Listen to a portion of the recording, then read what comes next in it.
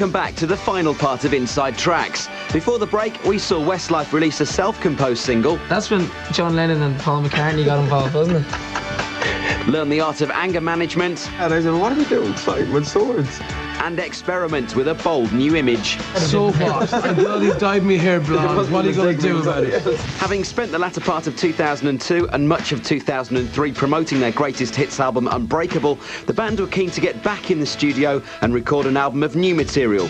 Eager to push the boundaries of their sound, Westlife's first single off the new album was a remarkably punchy sounding track called Hey Whatever. This fairly radical change of direction seemed to confuse their large fan base. The song, I think, was good at the time, but it was a song that maybe, if we had to think about it now, we probably wouldn't have. But we thought people wanted us to change. We thought people were a bit bored of us. But then we did that, got it out there, went to number 4, and we came back and did Mandy. It was number 1, and we just went, you know what? The fans' reaction to it wasn't good. That's what people want us to do. do. But in concert, it's probably one of our best songs to do.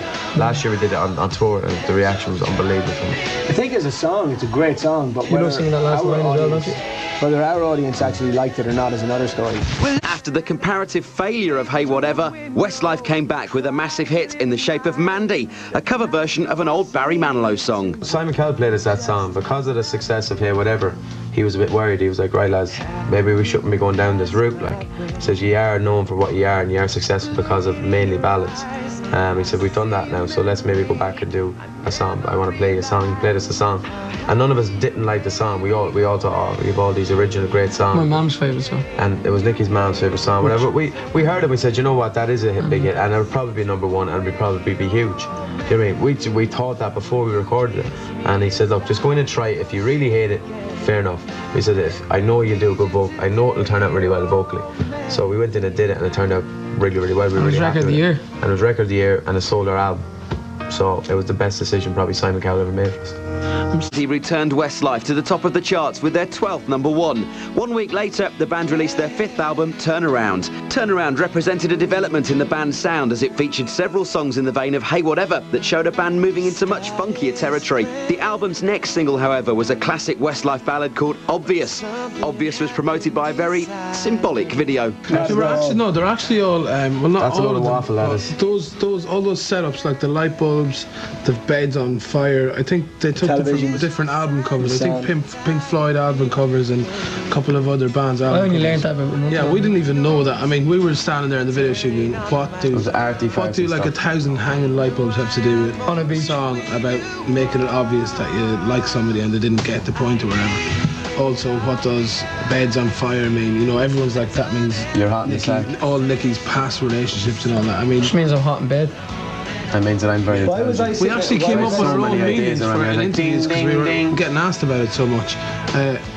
It's just a pointless video, but again, it's probably more interesting than it's just standing on the beach. Do you know what? That burn in bed was dangerous because they had wired of like petrol into the beds, basically. And the beds were flammable mattresses that burned, but you put them out and they could reborn type thing. Oh no, the mattresses went, they had to get rid of them, but there was whatever. No, they actually burned in real life. Yeah, but it was weird because I had to lie on the beds that were, you know, at any stage just going to burn on fire. And no disrespect, but the fact that we were in India, I thought that the safety things would be a little bit less than it probably would be in Ireland or the UK.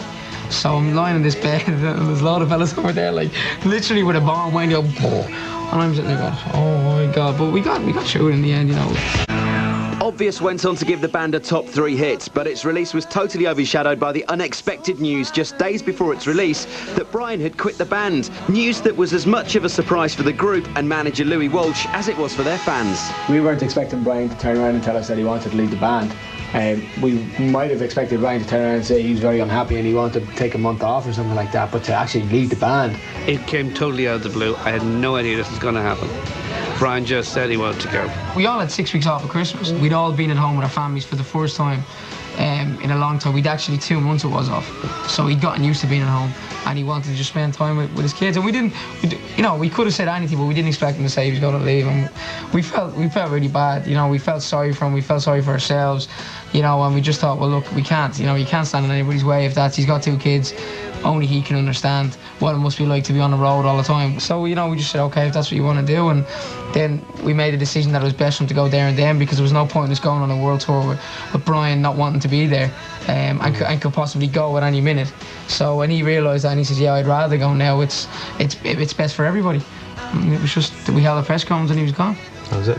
Though the suddenness of his departure surprised band and fans alike, for Brian himself, the split was the inevitable result of growing dissatisfaction with membership of Westlife and all the commitments that entailed. For a long time, I wasn't happy in the band because I just wasn't getting to see my kids and just wasn't happy being there anymore. And I was starting to take them down because I was depressed all the time. So I knew I wanted to leave for a long time. I think they genuinely knew I wasn't happy. Maybe they were surprised I left at the time, but they definitely knew I was unhappy for a long time.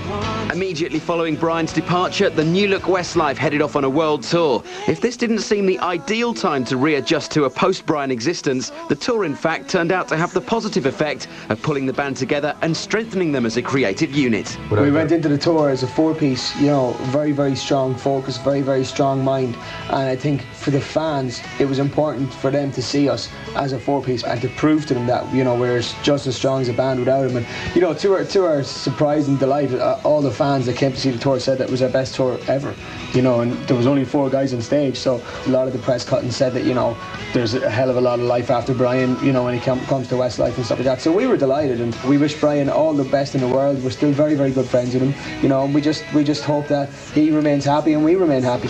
The positive reactions that the band received from fans and critics alike as a result of the tour finally gave Westlife the confidence to make a concerted move away from the power ballads that they are best known for and pursue a risky new direction with an album of Rat Pack covers punningly titled Allow Us to Be Frank. I think it is a daring move, but I think it's something exciting. I think it's something new for us, something fresh for our fans.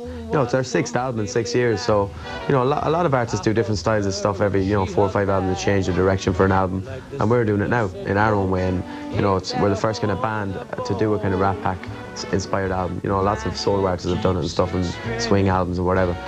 But for us, we feel like nobody's really kind of done the Rat Pack thing, so we've tried to do that and done our Westlife take on the Rat Pack, vocally, musically, and styling-wise. It is good music. It's timeless classics, and hopefully it'll be very successful.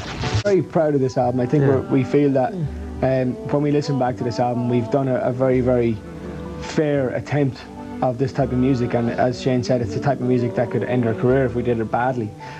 But as far as the singing is concerned as well, I think the singing on it is very, very strong. We're very proud of it, and we just hope the fans like it. It's not a Westlife studio album, which we can always go back and do, whether it be next year or the year after, whatever. So we're very happy with this at the minute, and nobody should take it, I don't think, too kind of like, what are they doing, or are they covering this and trying to be the Rat Pack? And that's not what it's about. It's just like, it's literally, we're doing a swing album. They're great classical songs. Nobody can knock these songs at all. The videos, we decided to, go to Las Vegas, live what they lived, and kind of shoot the videos the way they would have done it, for a bit of a laugh. And the good thing about it is we feel we've done a good version of it. It's a fresh new Westlife. Here we are. We're a 4-piece. It's a new sound. It's a new kind of step in our career, and we just hope everybody's enjoying it as much as we are. In their remarkable 6-year career, Westlife have endured everything from dramatic changes in musical direction, the departure of a popular original member, serious crime, Simon Cowell, and some particularly artistic videos, to emerge as one of the most successful bands in history, with an unbeatable run of huge #1 smashes and album sales of well over 34 million, and with a growing self-confidence that has seen the band eager to depart from a tried and tested hit-making formula and make a series of successful musical experiments. The future for Westlife looks extremely exciting. Keep it here for the next episode of Inside Trax, coming soon.